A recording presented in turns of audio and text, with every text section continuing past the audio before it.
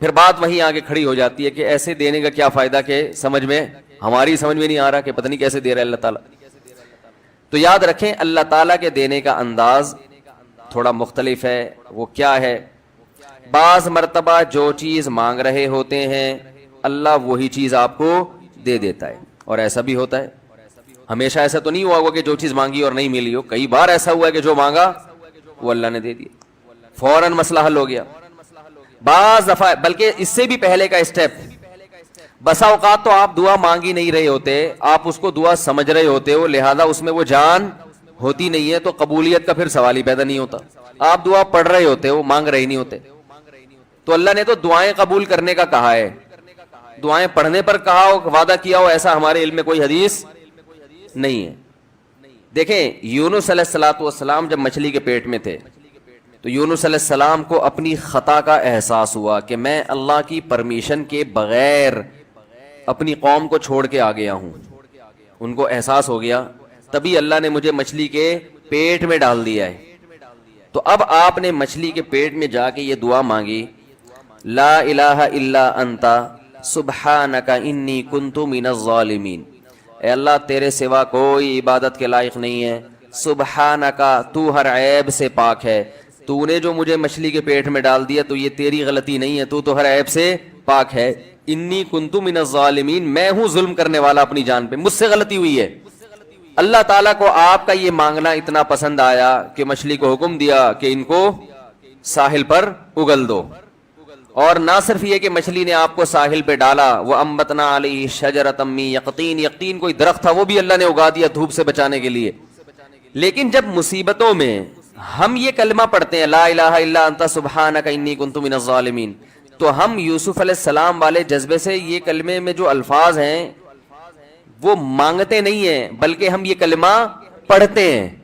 سمجھ رہے ہیں, پڑھنے کی بھی برکتیں ہوتی ہیں, میں اس کا منکر نہیں ہوں, لیکن ہمارے جو ورڈنگ ہوتی ہے نا وہ مانگنے کا اسٹائل نہیں ہوتا. ہم چھوٹے بچے تھے تو مسجد میں آیت کریمہ کا ورد ہوا کرتا تھا کہ بھائی حالات خراب ہیں آج کل, امام صاحب اسپیکر پہ اعلان کر کے بلاتے تھے, آ جاؤ بھائی آیت کریمہ کا ورد ہوگا, لا الہ الا انت سبحانک انی کنت من الظالمین, 5 لاکھ دفعہ پڑھا جائے گا. تو ہم مسجد میں آتے, وہ مسجد میں دانے ہم تو آتے تھے, اس کے بعد جلیبیاں بھی ملتی تھیں, بڑی گرم گرم ٹائٹ جلیبیاں ہوتی تھی. اب تک وہ مزہ نہیں آیا جلیبی میں. تو وہ جلیبیاں بھی ہوتی تھی, اوپر دانے رکھے ہوئے ہوتے تھے, وہ 5 لاکھ دانے ہوتے تھے, ختم کرنے ہوتے تھے. تو پھر ہم کیا کریں, لا الہ الا انت سبحانک انی کنت من الظالمین, لا الہ الا انت سبحانک. اس میں فراڈ نہیں کرتے تھے, پڑھتے پورا تھا الحمدللہ. بعض لوگ تو کیا کرتے تھے, ایک مٹھی لی لا الہ الا انت سبحانک انی کنت من الظالمین نے پھونک مارا اور سائڈ پہ رکھ دیا. وہ یہ ڈرامے بھی ہوتے تھے, لیکن ہم پورا ہی پڑھتے تھے. لیکن اس میں مانگنے کا انداز تو نہیں ہوتا تھا, لا الہ الا انت سبحانک انی. پھر اس میں بچے تھے, شرارت بھی شروع ہو جاتی تھی. پھر دیکھ رہے کوئی ادھر دیکھ رہا ہے تو ایک دانہ اٹھایا, لا الہ الا انت سبحانک انی کنت من الظالمین, یوں کر کے اس کی ناک پہ مارا ہے. کوئی ادھر دیکھ رہا ہے تو اس کی جیب میں ڈال دیا. تو یہ دعا مانگی جا رہی ہے, یہ تو پڑھی جا رہی ہے, ایک فارمیلٹی ہے کہ 5 لاکھ پورے کرنے ہیں, اس کے بعد جلیبی کھانا ہے اور نکلنا ہے. تو آج بھی ایسا ہی ہو رہا ہے.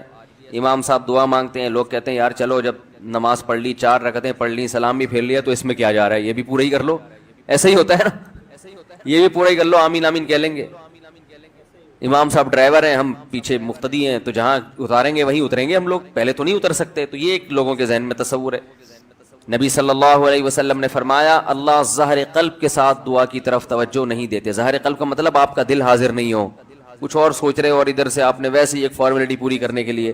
اللہ کہتے ہیں کہ جب تو مانگنے میں مخلص نہیں ہے تو میں تجھے کیوں دوں. تو مانگنے میں ہی مخلص نہیں ہے.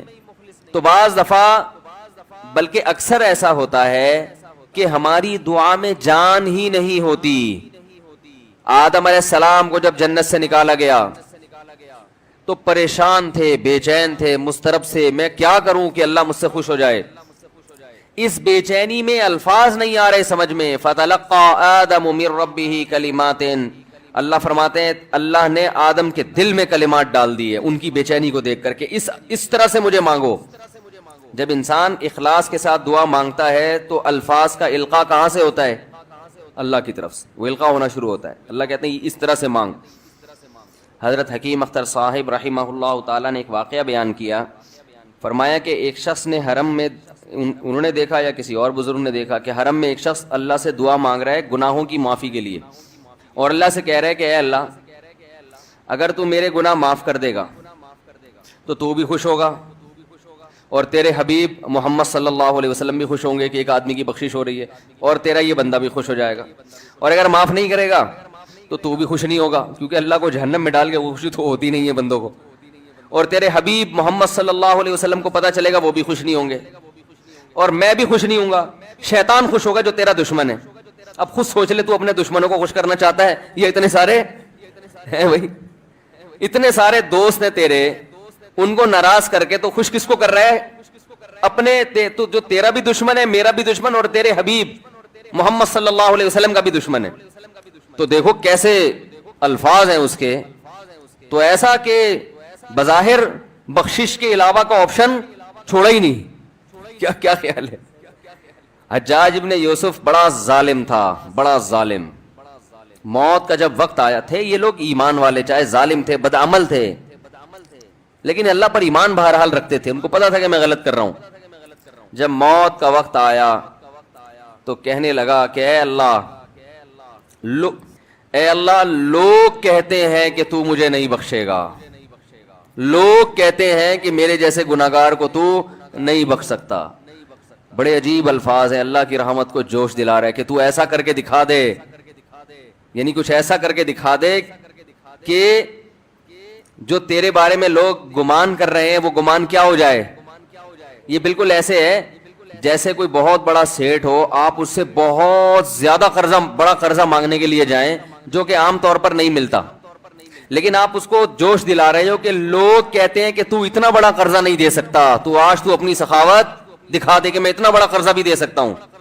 تو مرتے ہوئے کیا کہنے لگا کہ اللہ یہ پبلک کہہ رہی ہے کہ تو مجھے نہیں بخش سکتا، یعنی یہ تیری رحمت کو چیلنج کر رہی ہے کہ اتنے بڑے گناہگار کو نہیں بخشے گا اللہ، تو آج کیا کر لے تو یہ دکھا دے اپنی رحمت سے کہ میں اتنے بڑے گناہگار کو بھی معاف کر سکتا ہوں۔ اب پتہ نہیں اللہ نے معاف کیا نہیں کیا، وہ تو اللہ کا معاملہ اور حجاج بن یوسف کا معاملہ، لیکن علماء کہتے ہیں یہ اس نے الفاظ بڑے ڈینجرس کہے ہیں مرتے وقت۔ ڈینجرس کا مطلب یعنی دوسرے معنی میں ایسے ہے کہ اس نے اللہ کی عرش کو ہلا دیا ہوگا۔ اللہ کو مانگنا اتنا پسند ہے، پہلی بات تو یہ ذہن میں رکھیں کہ اس سے بڑی کوئی عبادت نہیں ہے دعا سے، اور دعا سے مشکل کوئی عبادت نہیں ہے۔ نماز پڑھنا آسان ہے، زکوٰۃ دینا آسان ہے، روزہ رکھنا بھی آسان، سب سے مشکل کام کیا ہے؟ دعا مانگنا۔ اسی وجہ سے ہم نے جن لوگوں کو دیکھا کہ وہ واقعی دیندار ہیں، اللہ والے ہیں، ہم نے صرف انہی کو دعائیں مانگتے ہوئے دیکھا ہے۔ عام لوگوں کو ہم نے دعاؤں کو اتنا فوکس کرتے ہوئے نہیں دیکھا، وہ دوسری چیزوں کو زیادہ فوکس کرتے ہیں، دعاؤں پہ زیادہ زور نہیں ہوتا ان کا۔ وظیفوں پہ تو ہوگا صبح شام، یہ والا اتنی دفعہ، وہ والا اتنی دفعہ، وہ بھاگ گئی واپس آ جائے اس کے لیے اتنی دفعہ، وہ جا نہیں رہی اس کے لیے اتنی دفعہ، یہ وظیفوں پہ تو ہوگا زور۔ ایسے ہوتا ہے نا ہاتھ اٹھا کے اللہ سے گڑگڑا کے مانگا جائے، یہ چیزیں کم۔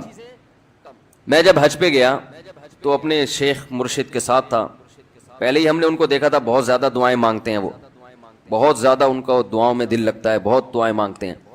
تو مجھے کسی نے بتایا کہ یہ جب بیت اللہ کو دیکھتے ہیں تو اتنی لمبی دعا مانگتے ہیں کھڑے کھڑے کہ تم ان کے ساتھ ٹھہر نہیں سکتے۔ میں نے کہا کیوں نہیں ٹھہر سکتے؟ ہم جوان ہیں، ان کی عمر زیادہ ہو گئی اور ان کو کچھ بیماریاں بھی ہیں۔ تو میں نے کہا ہو جائے مقابلہ پھر، ٹھیک ہے نا، دیکھتے ہیں کون زیادہ لمبا ٹھہر لیتا ہے۔ تو جب بیت اللہ پہنچے، ان کی نظر بیت اللہ پہ پڑی، ذرا قریب گئے۔ یہ جو کہتے ہیں نا بیت اللہ پہ نظر پڑتے ہی وہیں ٹھہر جاؤ، شروع ہو جاؤ، ایسا نہیں ہے۔ بیت اللہ پہ اگر نظر پڑی ہے آپ کی تو کوئی بات نہیں، اور قریب چلے جائیں۔ کوئی دوسرا عمل کرنے سے پہلے دعا مانگیں۔ پہلی نظر کا مطلب یہ ہوتا ہے کہ جب نظر پڑی ہے تو اب طواف شروع کرنے سے پہلے یا کوئی دوسرا عمل کرنے سے پہلے آپ جا کے دعا مانگیں، تو وہ دور سے نہیں بلکہ جتنا قریب جا کے مانگیں اتنا زیادہ اچھا۔ لوگ کیا کرتے ہیں، یوں منہ نیچے کر کے جا رہے ہوتے ہیں کہ پہلی نظر پڑ گئی تو پھر دعا کا موقع نکل جائے گا، تو یوں وہ ٹکرا بھی جاتے ہیں۔ کچھ نہیں ہوتا، نظر پڑ جائے تو اور تھوڑا قریب جائیں، قریب جا کے دعا مانگیں۔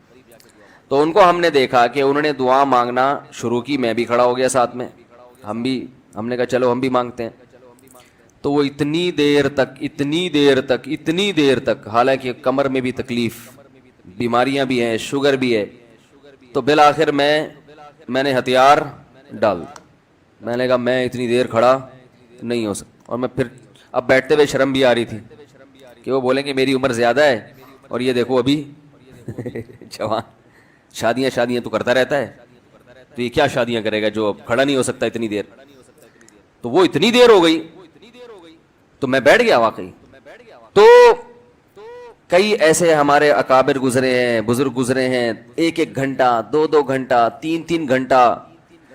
مرکز میں, تبلیغی مرکز میں کسی نے بتایا کہ ایک بزرگ کو میں نے دیکھا صبح اشراق کے وقت دعا مانگنا شروع کی ہے اور ظہر کی نماز میں اٹھے. اشراق کے وقت دعا مانگنا شروع کی اور کب اٹھے؟ یہ وہ لوگ تھے جن کا دعاؤں میں دل لگتا تھا. اب بتائیں دعا مشکل عبادت ہے یا نہیں ہے؟ حضرت عمر رضی اللہ تعالی عنہ کا قول ہے, فرماتے ہیں کہ مجھے اس بات کی پرواہ نہیں ہوتی کہ میری دعا قبول ہو رہی ہے کہ نہیں ہو رہی, مجھے اس کی فکر رہتی ہے کہ دعا مانگنے کی توفیق مل رہی ہے کہ نہیں مل رہی. کیونکہ اللہ جب ناراض ہوتا ہے نا کسی سے, مانگنے کی توفیق چھین لیتا ہے اللہ تعالیٰ. اور مانگنے کی توفیق دی ہوئی, اس کا مطلب اگر ناراض ہے بھی تو اتنا زیادہ نہیں ہے, تھوڑا بہت ہے, وہ تلافی چاہتا ہے کہ آپ کر لو. مانگنے کی توفیق ملنا اس کی علامت ہے کہ اللہ اگر ناراض بھی ہے تو بہت زیادہ نہیں روٹھا ہوا, بلکہ اس نے سوری کا آپشن دیا ہوا ہے کہ چلو مانگ کے اپنا منا لو, مجھے کسی بھی طریقے سے راضی کر لو. دعا کا اس قدر فائدہ ہوتا ہے انسان کو, اس قدر فائدہ ہوتا ہے, آپ مانگنا شروع کریں زندگی چینج ہونا شروع ہو جائے گی, آپ کی زندگی میں تبدیلی آنا شروع ہو جائے گی. جتنا تعلق اللہ کے ساتھ دعا کے ذریعے بنتا ہے اتنا تعلق کسی اور چیز سے نہیں بنتا.